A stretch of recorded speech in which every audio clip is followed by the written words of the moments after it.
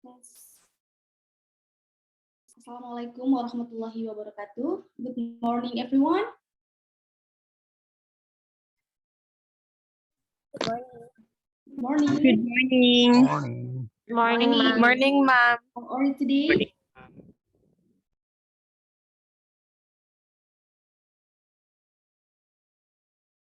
I hope awesome. Okay. I'm Rudayana as a facilitator for today. Welcome to the class with the subject Indonesian legal system. And before we start, I remind you to open your camera and mute your microphone. Okay, once again, I remind you to open your camera and mute your microphone.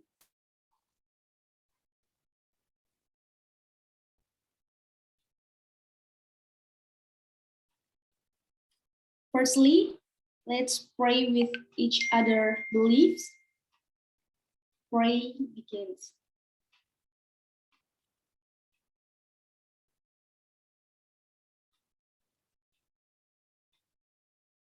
Okay, to minimize the time, I invite the lecturer for today, Dr. Sumaryati M. Hum. Good morning, ma'am. Good morning. Good morning, ma'am. Good morning, ma'am. Good morning, too. Good morning, ma'am. Thank you. Good morning, too.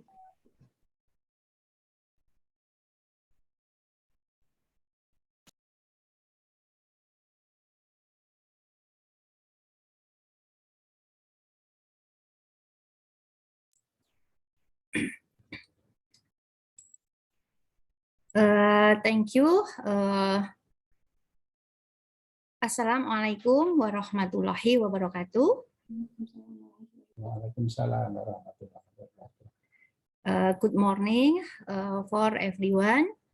I am very happy that I have this opportunity to meet all of you.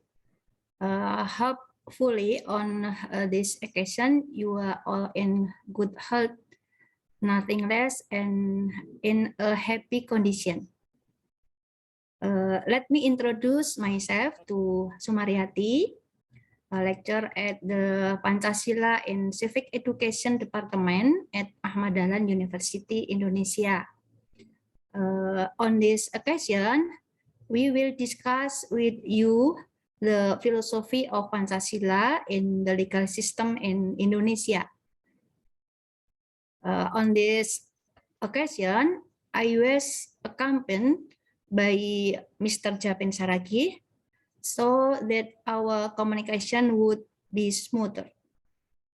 I hope this meeting will be full of meaning, fun, and can add insight for all of us. In the discussion of this material, we will start with an introduction, continue with understanding of the philosophy of Pancasila, continue with Pancasila as a philosophical system, then the nature of the Pancasila precept and their consequences for the country, and with the philosophy of Pancasila in the legal system in Indonesia. We will start with the introduction. In this introductory section, we will jointly review the meaning of philosophy and the meaning of Pancasila. What is philosophy? Etymological philosophy in the early days of its birth is referred to as the mother of science. And today, philosophy is referred to as interdisciplinary science. And that knowledge must be used for the benefit of the people.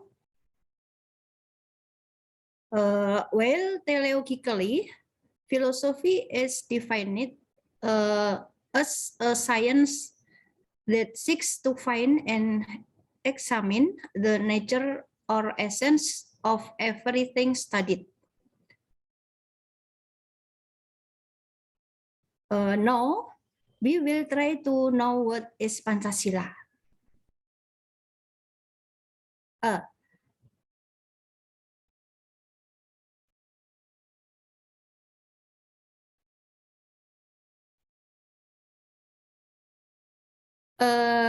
Pancasila is the basis of the Indonesian state.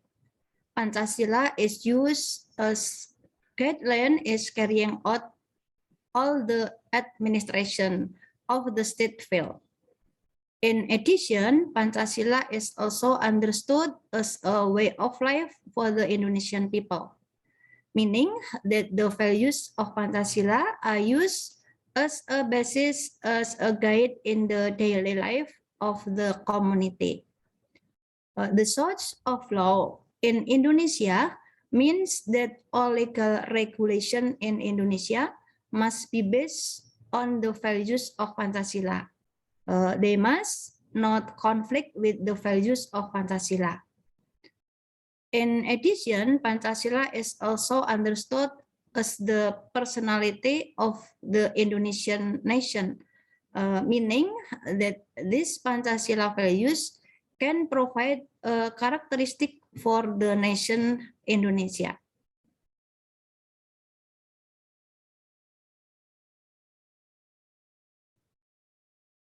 Well, now we will get to know about Pancasila philosophy together. Pancasila philosophy is a branch of philosophy that discusses Pancasila fundamentally until it finds the nature of Pancasila. While the purpose of Pancasila philosophy is to study the nature of the Pancasila precept, so that later the nature of the basic values in Pancasila will be found apart from that. It also aims to find out the true meaning of Pancasila and at the same time be able to develop thinking and implementing the basic values of Pancasila correctly. What are the benefits of Pancasila philosophy? The first benefit is to strengthen and facilitate the implementation and realization of Pancasila. The second is to make people aware that Pancasila is strong and dynamic. Three, the Indonesian people can determine attitudes towards the school correctly. And the fourth is to form scholars with the Pancasila mentality, and the last is to raise national awareness and state. We will continue with the discussion of Pancasila as a philosophical system.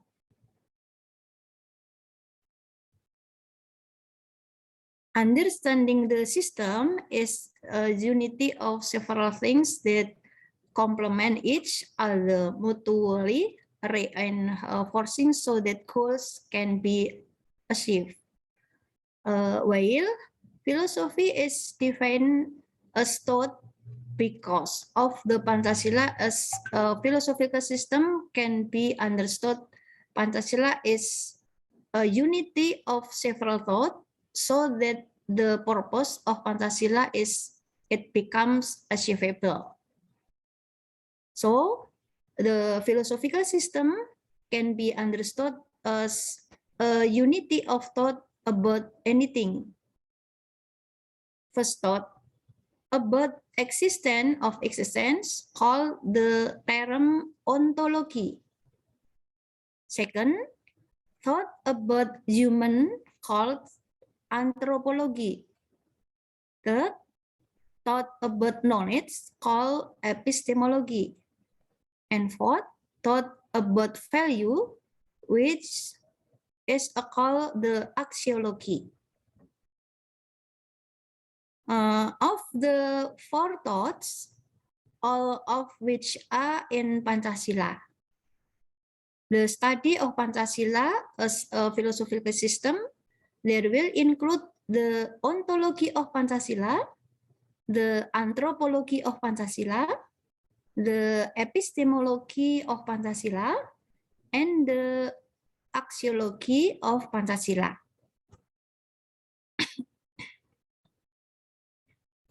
Well, we will examine each part of the Pancasila philosophical system.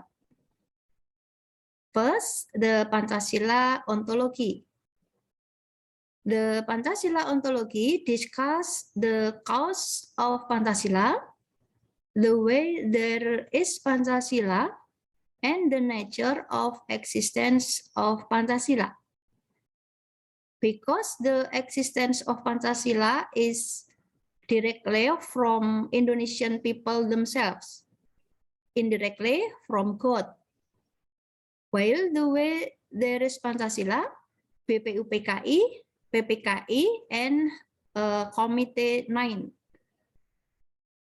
As for the nature of the existence of Pancasila, is that it really exists in reality. The idea of ontology is contained in the first precept of Pancasila. The next, the second is the anthropology of Pancasila. The anthropology of Pancasila, which discusses human as the main supports of the implementation of Pancasila values. In essence, humans are monoplural creators. Human nature as monopluralis, being will be realized in four of saleh traits, 4 tabiat saleh, namely the wisdom, justice, constancy, and simplicity. In today's, Pancasila is actually a reflection of the nature of Indonesian of human being.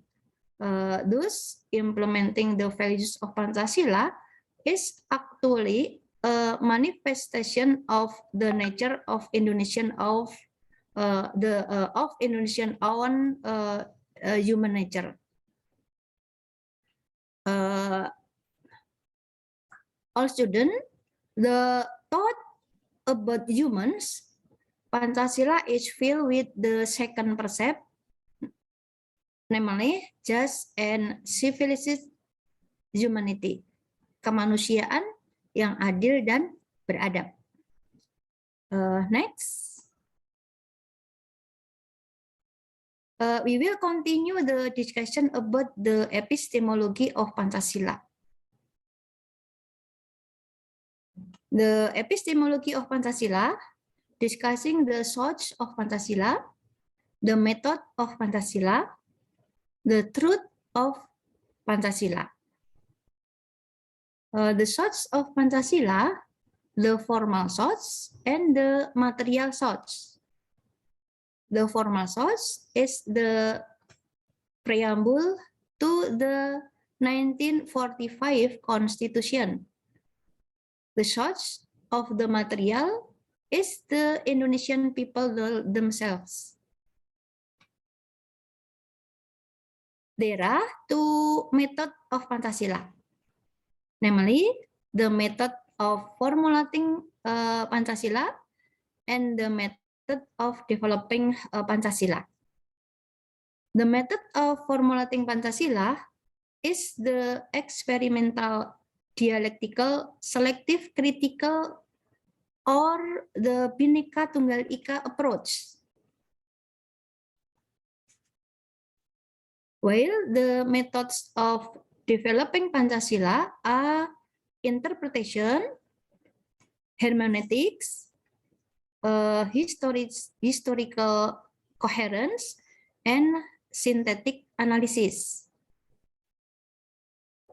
While the truth of Pancasila, there are two groups, namely objective truth and subjective truth. Objective truth includes the truth of revelation, rational truth, empirical truth, and consensus truth. The subjective truth refers to 4 theories. The subjective truth refers to 4 theories of truth, namely the coherency theory of truth, the correspondence theory of truth, the pragmatic truth theory, and the performative truth theory. Thought on this epistemology in Pancasila are fulfilled by the third and fourth precept, namely the unity of Indonesia, persatuan Indonesia, and democracy led by wisdom in representative deliberation. Kerakyatan yang dipimpin oleh hikmat kebijaksanaan dalam permusyawaratan perwakilan. Next.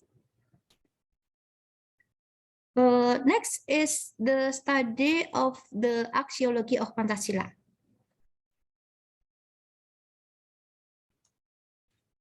Pancasila axiology discuss the values of Pancasila. Broadly speaking, there are 2 values in Pancasila, namely objective values and subjective values. The objective values of Pancasila are values already contained in Pancasila, include religious values in the first precept, ethical values in the second precept, aesthetic values in the third precept, and juridical values in the fourth precept. While in the fifth precept, there are all values. The subjective value of Pancasila is the value given by Indonesian people themselves to Pancasila. For example, the value of usefulness, the value of goodness, the value of truth. This subjective value is related to the 4 theories on truth discussion in epistemology. The method to get the value of Pancasila with the empirical method and the a priori method. The empirical method use experience as a tool for value judgment so that one can have or reject values. While the a priori method using sense perception to give value judgment.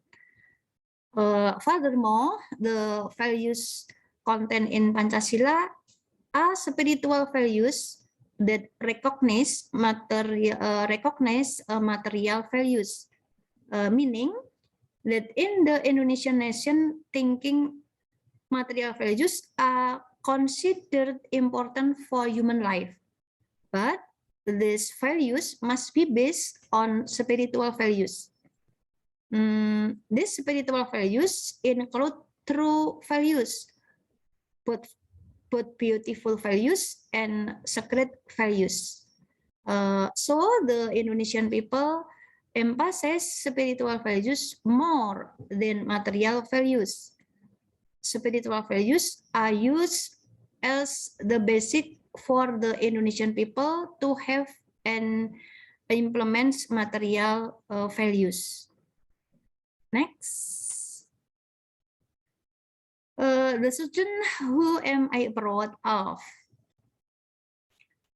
Then we will discuss about the nature of Pancasila precept and their consequence for the country, especially the Indonesian state. The first principle in Pancasila is belief in one supreme God. In Indonesian language, ketuhanan yang Maha Esa. The main principle in this first precept is the word divinity.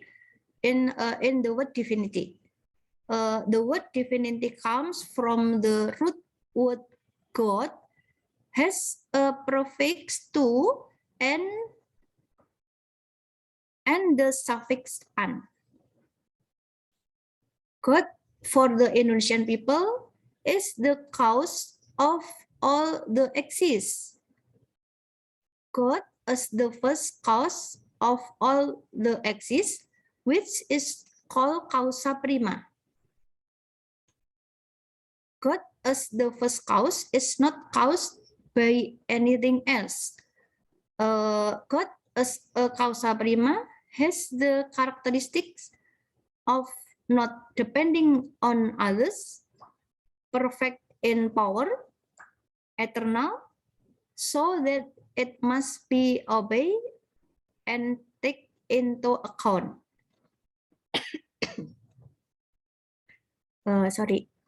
Next. The consequence of the nature of God for Indonesian nation and state. Firstly, for the Indonesian nation and state, there is no place for atheism to life. Second, in religion life, there should be no coercion. Third, for the Indonesian state and nation, about the existence of God as a reality in its objectivity and has not been a problem since the first until now. The fourth, in the Indonesian legal order, God's law, natural law, and moral law is a source of value for the state and positive law in Indonesia. Next. Let's continue the second principle of Pancasila, which is just and civilized humanity. The basic principle in the second principle is that the word humanity. The word humanity comes from the basic word human, which has the prefix to and the suffix an. Thus, the essence of the second principle of Pancasila is related to human nature. Human nature in the thought of the Indonesian nation is as a monoplural creator, namely a creator that consists of many elements but is a single entity.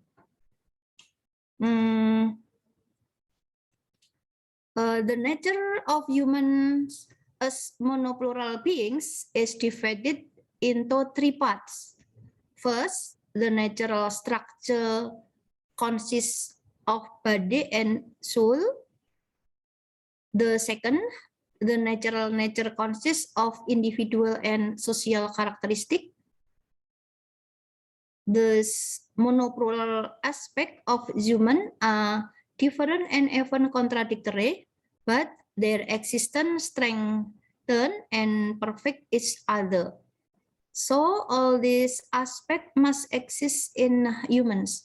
If there is no one, then the human will be disabled. Next, the embodiment of human nature as a monopluralist creator is in the form of four main characteristics, namely wisdom, justice, simplicity, and firmness. Next,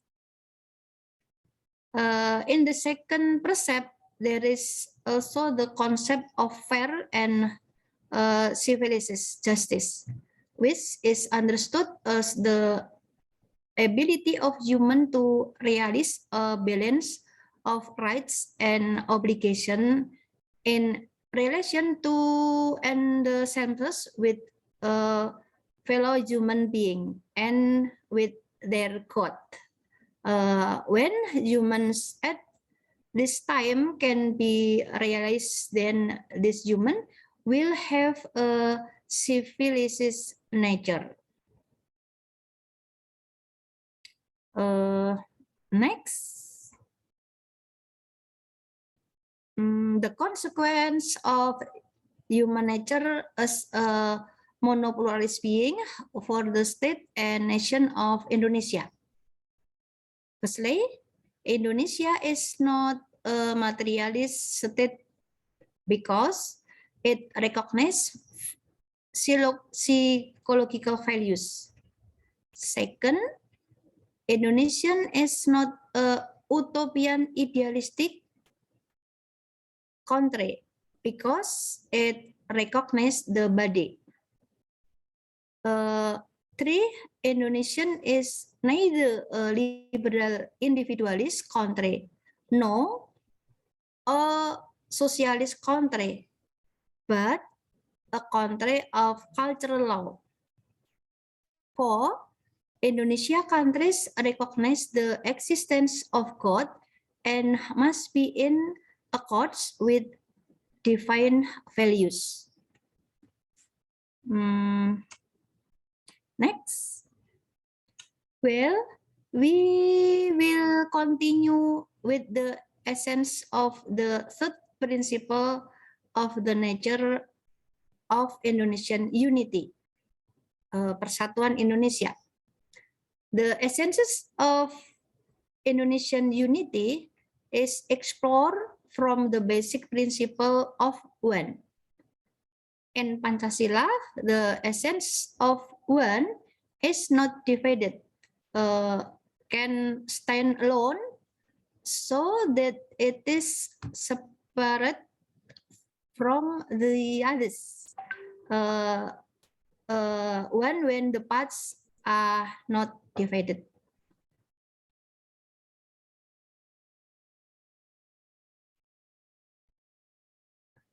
Next, there is a difference in understanding between the concept of unity and the concept of unity. The concept of unity is unity in which if doesn't consist of parts. This unit is referred to as a single entity. Meanwhile, unity is a unit consisting of parts that together make up a new whole. Next. Consequence of the essence of one for the state of Indonesia. One Indonesian nation cannot be divided into one unit. The two Indonesians have their own place on this earth, so that the Indonesian people can be distinguished and can be separated from other nation. The three, Bhinneka Tunggal Ika, unity and diversity, is a symbol of the unity and state of Indonesia. The next.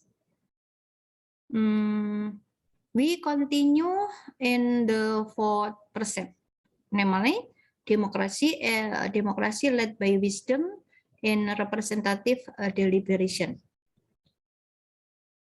Kerakyatan yang dipimpin oleh hikmat kebijaksanaan dalam permusyawaratan perwakilan.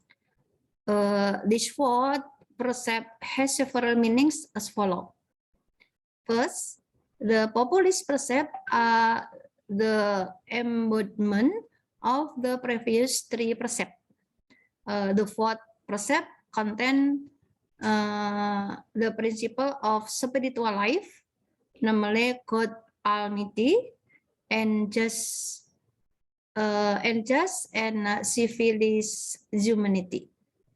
The two values on the fourth precept are realization as the basis of state politics, so that the state of Indonesia is a sovereign state of the people. Third, the preamble to 1945 Constitution is a fundamental principle that cannot be changed by anyone. Four, in the official explanation of the preamble to the 1945 Constitution, it is stated that it is based on democracy and representative deliberation.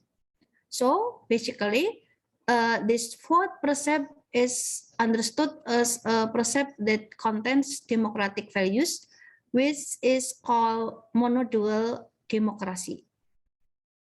Next, monodual democracy is rooted in the nature of human beings as individual being and social being. Monodual democracy means firstly, neither individual democracy nor liberal democracy, nor is it a class democracy. But monodual democracies are not organic democracies. Democracies that embrace the dominant political power and exclude other political force. Monodual democracy has consequence for the understanding of political democracy in the sense that parties, composition, and state administration should be based on interest in various fields of life. So as to create a political democracy and functional democracy that is carried out proportionally. Next, I am proud of my student. The nature of democracy in Indonesia refers to the essence of the four principles of Pancasila, including the political basis of the state and the nature of Indonesian democracy. The political basis of the Indonesian state is a sovereign state and of the people, while the nature of Indonesian democracy refers to the nature of the people and human nature. Next.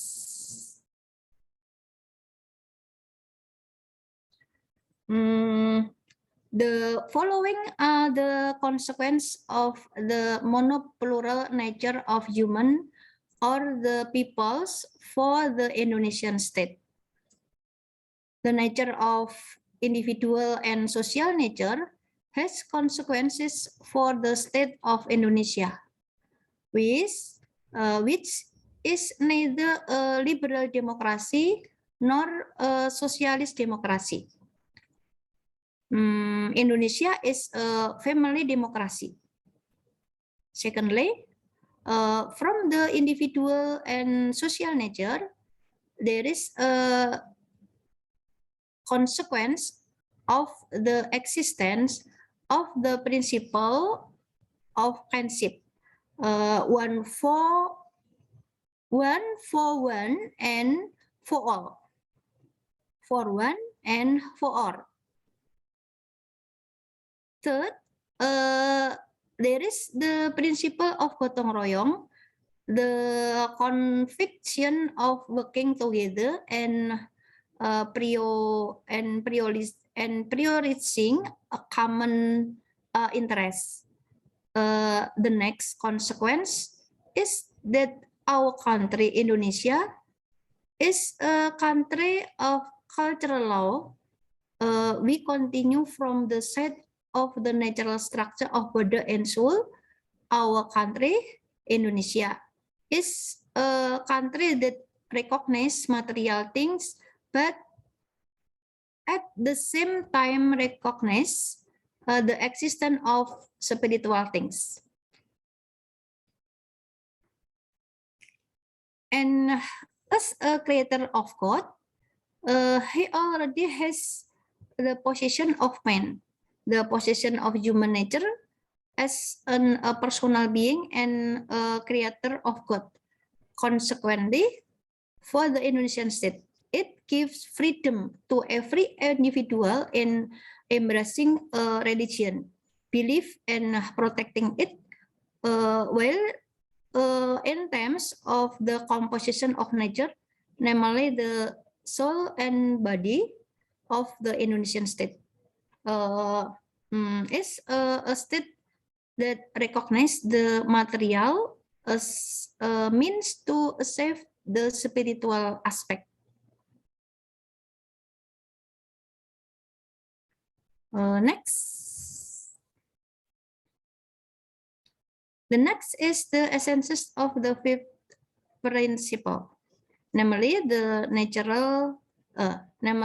nature of social justice for all Indonesian people. Keadilan sosial bagi seluruh rakyat Indonesia. In this case, social justice is part of the concept of fairness in the second precept, namely being fair to below human beings. This form of justice is the end of the realization of being fair to oneself and fair to God. Besides this, the fact that humans must live together with each other. They must live in society, in a nation, and in a country.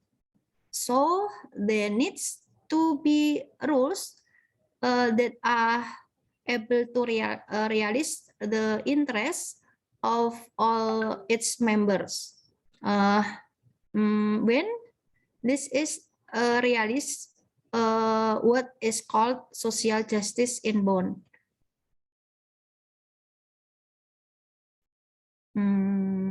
Next.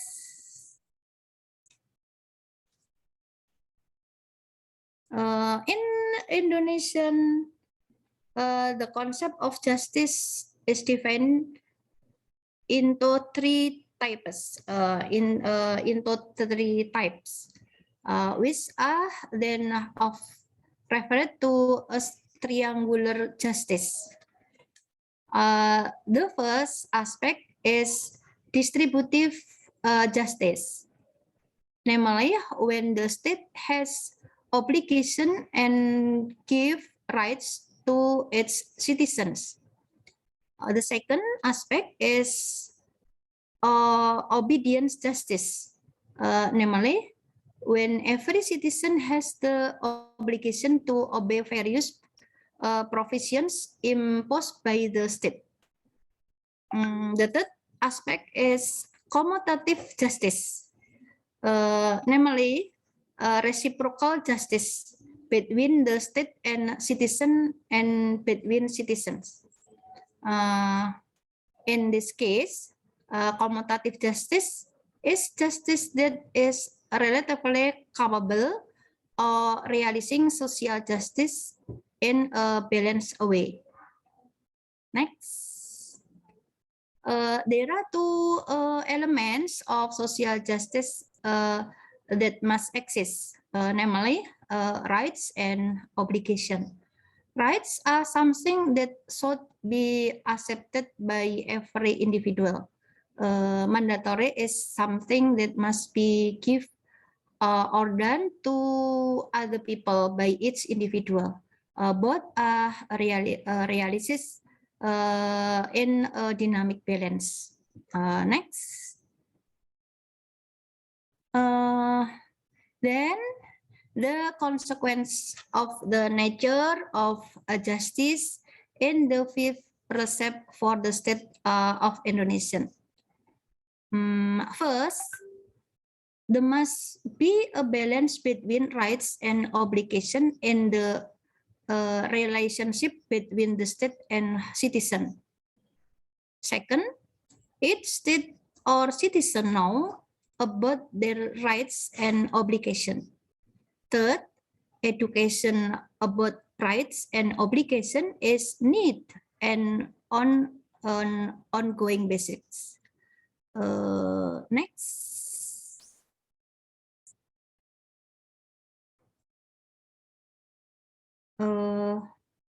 In the following, we will talk about the actualization of the Pancasila philosophy.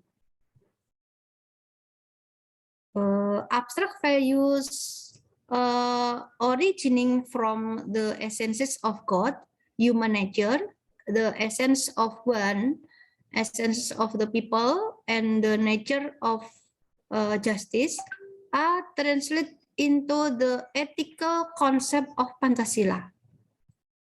The thematical part, Pancasila philosophy, is translated into a normative Pancasila ethical system.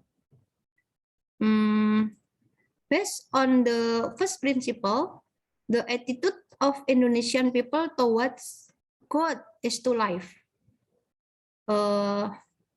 Ta'lim and obey God, who is domiciled as the prima causa. Ta'lim is to glorify God and the highest, the greatest and most of all. Obedience is carrying out order and staying away from prohibition. The second actualization of the precept is the attitude of Indonesian people is to